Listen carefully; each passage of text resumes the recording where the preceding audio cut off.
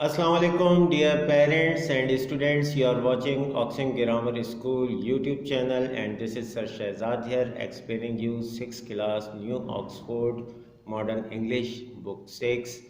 The topic is the poem and poem I have to explain you today.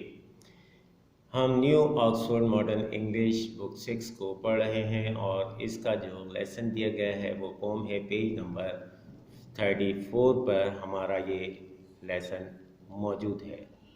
Page number 34 पर हम आगाज़ करते हैं वर्ड्स टू नो। जैसे जैसे आते जाएंगे हम आपके लिए बताते चले जाएंगे।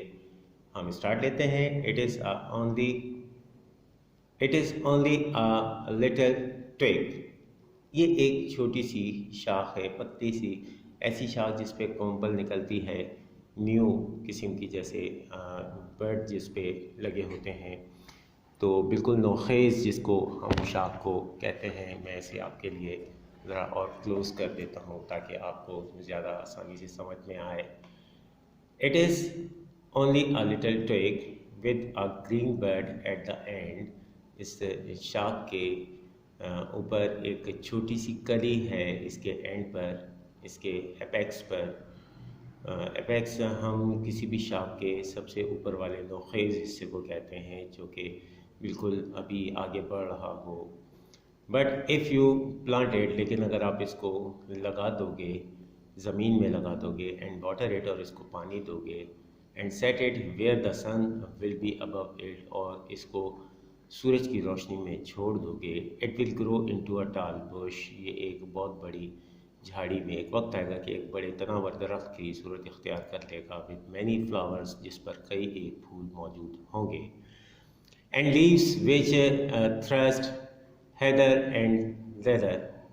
हेदर एंड लेदर का मतलब क्या होता है? हेयर एंड देयर, जैसे कि ऊपर वर्ड्स टू नो में भी दिया गया है, यहाँ पर और वहाँ पर। एंड लीव्स विच थ्रस्ट, और इसमें से पत्ते फूटेंगे यहाँ पर और वहाँ पर। स्पार्कलिंग, चमकते होंगे।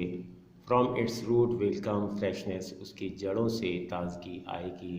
And beneath it the grass blades, घास के पत्तों को कहते हैं ग्रास ब्लेड्स। और एंड बीनेथ इट, और उसके नीचे घास के पत्ते निकलना शुरू होंगे।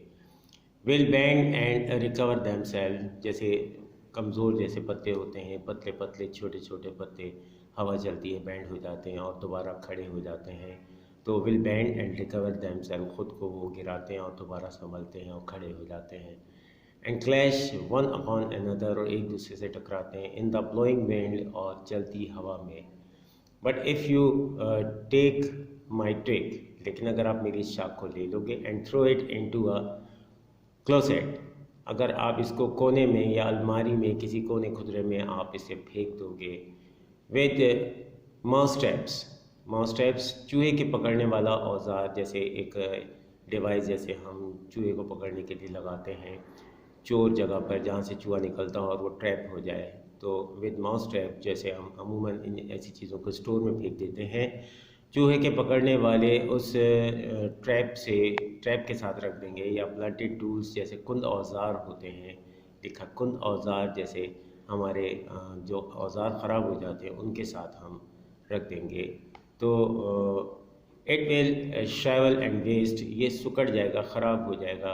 वैसे भी देखें, अगर आप प्लांट को अगर छोड़ देंगे तो वो मुरझा जाता है और वो अपनी ताजगी छोड़ देता है। जब तक कि वो ज़मीन में लगा है तब तक वो तरोताज़ा है। अगर आप उसे काट के रख देते हैं तो कुछ ही देर के बाद, कुछ ही घंटों में वो मुरझा के ख़राब हो जाता है।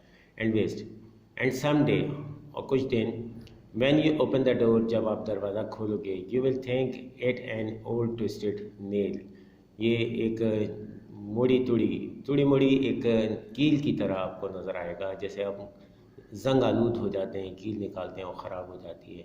And sweep it into the dustbin, और इसको आप डस्टबिन में फेंक देते हैं। विद अदर रबिश, दूसरी ख़राब चीज़ों के साथ। ये आज की हमारी पोइम रही। उम्मीद करते हैं कि आज की आपको पोइम समझ में आई होगी। और हमारे चैनल को सब्सक्राइब कीजिए, लाइक कीजिए, नए आने वाली वीडियो का इंतज़ार कीजिए। तब तक के अल्लाह हाफिज़, टेक केयर, अल्लाह हाफिज़।